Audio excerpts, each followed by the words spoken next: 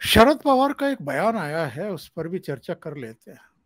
उन्होंने एनडीटीवी के संजय पुगलिया के साथ इंटरव्यू में ये कहा है कि साहब कोई विदेशी रिसर्च कंपनी अचानक हमारी किसी किसी बड़े उद्योगपति पर या हमारी अर्थव्यवस्था पर टारगेट करना शुरू करे, हमारे देश पर टारगेट करना शुरू करे और उसके कहने पर हम अचानक जो है एक वितंडा खड़ा कर दें, बवाल शुरू कर दें, पार्लियामेंट ना चलने दें, जेपीसी की मांग शुरू कर दें, उस उद्योगपति पर अटैक करना शुरू कर दें और उसके बहाने प्रधानमंत्री को टारगेट करके उनकी छवि को खत्म करना चाहें। शरद पवार का कहना यह है कि एक तो इसके लिए पार्लियामेंट को बाधित करना गलत है, दूसरे उनका कहना है कि किसी विदेशी सो कॉल्ड रिसर्च कंपनी के उड़ाए गए किसी भी मामले को लेकर के किसी उद्योगपति को निशाना बनाना या हमारी अर्थव्यवस्था पर इसका क्या असर पड़ेगा इसका विचार नहीं करना, यह ठीक नहीं है।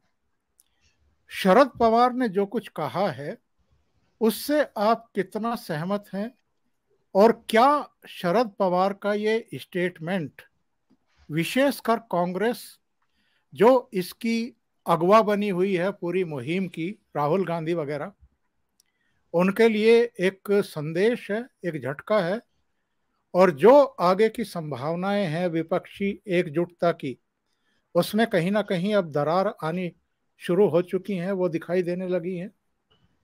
सर, ये बड़ा इंटरेस्टिंग डेवलपमेंट है, इसके कई डायमेंशन हैं। ब्रीफली मैं आपके सामने कुछ मेरे विचार रखता हूं।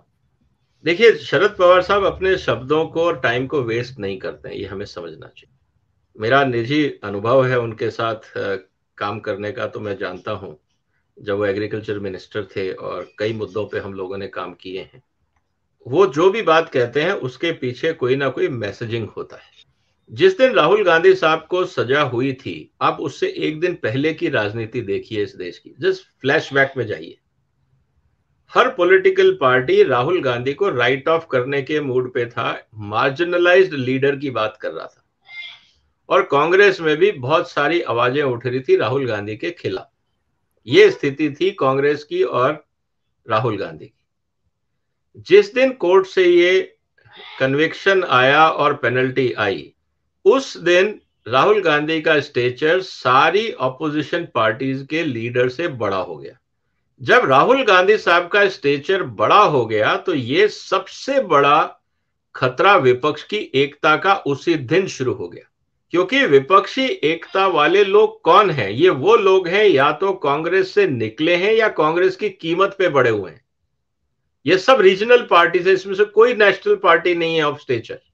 अभी तक ये लोग चाह रहे थे कि हम एक गठबंधन बनाएंगे, उसमें Rahul Gandhi one of the leader माना जाएगा और हम गठबंधन के इक्वेशन में कांग्रेस को अपने हिसाब से सीटें देंगे।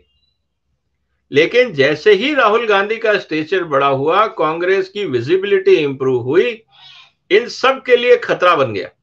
जब इनके लिए खतरा बना तो निश्चित रूप से आपने देखा होगा कि धीरे धीरे आने वाले समय में आपको जो शरद पवार साहब ने आज कहा है, कई और नेता धीरे धीरे कहते दिखेंगे, ताकि राहुल गांधी का जो एजेंडा है कि हमको प्रिंसिपल ऑपोजिशन पार्टी के रूप में 24 के चुनाव में उतरना है और बाकी छोटी पार्टियों के साथ हम बार्गेन करेंगे, वो नहीं, हम डिसाइड करेंगे कि किस राज्य में हम उनको कितनी सीट दें।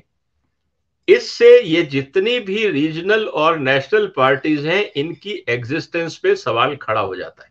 क्योंकि इस समय सर करीब, अगर आप ध्यान से देखें तो आपके पास जितनी पॉलिटिकल पार्टीज हैं उनको अपनी एग्जिस्टेंस के लिए सर्टेन परसेंटेज ऑफ वोट भी चाहिए और लोकसभा में सीटें भी चाहिए। अगर आपको मार्जिनलाइज किया जाता है तो इन पार्टीज के रजिस्ट्रेशन पे, स्टैंडिंग पे अपने आप खतरा आता है। और ऐसी बहुत सारी रीजनल पार्टीज हैं, करीब 54 हैं एज ऑफ, अगर मैं ये कहूं कि इस समय जो उसके इलेक्शन कमीशन के इंटरनेट पे जो जानकारी है मैं उसके हिसाब से बता रहा हूं। 9 नेशनल पार्टी और 54 रीजनल पार्टीज है। अब मेन लीड पार्टी है बीजेपी और बाकी सब है टेक्निकली ऑपोजिशन, और जो ऑपोजिशन गुट में एडजस्ट नहीं हो सकता वो बीजेपी के साथ जाने की कोशिश करता है ताकि सत्ता के पास रह सके। तो ये जो स्थिति है ये अपने आप में बहुत कॉम्प्लिकेटेड है और राहुल गांधी का स्टेचर बढ़ने से ऑपोजिशन एकता में खतरा बढ़ गया है और इसी को एक हिसाब से शरद पवार साहब ने ये कह दिया कि भाई हम आपकी लाइन टो नहीं करने वाले हैं। हमारा अपना सोचना है कि जब सुप्रीम कोर्ट ने कमेटी बना दी है तो उसको काम करने दो। आप जेपीसी बना के क्या करेंगे, क्योंकि जेपीसी तो सरकार बनाएगी और प्रोपोर्शनेटली मेंबर्स होंगे जेपीसी में, और जब प्रोपोर्शनेटली मेंबर होंगे तो फिर वो टेक्निकली कमेटी बीजेपी की हो गई, और जब कमेटी बीजेपी की हो गई और उसका अगर आपको एविडेंस नहीं मिला आपकी सेटिस्फेक्शन के हिसाब से, तो फिर आपको जेपीसी का बायकॉट करते हैं, फिर एक नया बखेड़ा शुरू होगा। तो कहने का मतलब है कि बीजेपी इस बात को एंटिसिपेट कर रही है कि अगर जेपीसी बना भी दी तो ये जेपीसी का भी बायकॉट करेंगे। तो जब ये जेपीसी का बायकॉट करेंगे तो फिर और फर्जियत होगी और मुद्दे उखड़ेंगे और बातें होंगी मीडिया में, तो बेहतर है जेपीसी की बात ही मत करो, क्योंकि ऑपोजिशन अनप्रिडिक्टेबल है। तो ये सब है। और दूसरी तरफ सुप्रीम कोर्ट ने कमेटी बना दी है, एक बार रिपोर्ट आ जाए, अगर सुप्रीम कोर्ट की रिपोर्ट आती है और ये बोला जाता है कि साहब everything was in order except 1 or 2 gaps और व्हाटएवर, और रिकमेंडेशन में मुझे लगता है 2 ही मुद्दे आएंगे सामने, appointment of directors and corporate governance, और तो कोई मुद्दा मुझे इसमें बहुत बड़ा दिखता नहीं कि role of auditors and corporate governance को लेके कुछ ऑब्जर्वेशंस कमेटी की आएंगी, इसके अलावा तो कोई मुद्दा मुझे दिखता नहीं। बाकी आएंगी तो कॉस्मेटिक्स होंगी, गाइडलाइंस हो सकती हैं, कोड ऑफ कंडक्ट हो सकता है, मतलब जैसे ज्ञान की बात हो सकती है, काम की बात कमी होगी। तो ये बातें हैं।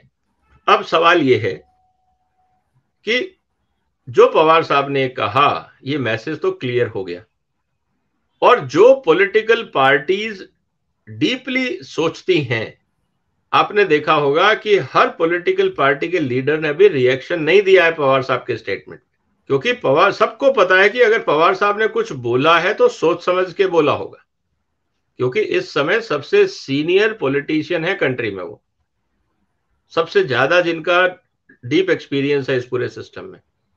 और चाहे हम कुछ भी बोले, हार्ट टू हार्ट पॉलिटिशियंस इस बात की तो रिस्पेक्ट करते हैं कि बचे कुछ अगर कोई मास लीडर अभी देश में बचे हैं तो उसमें एक पवार साहब है।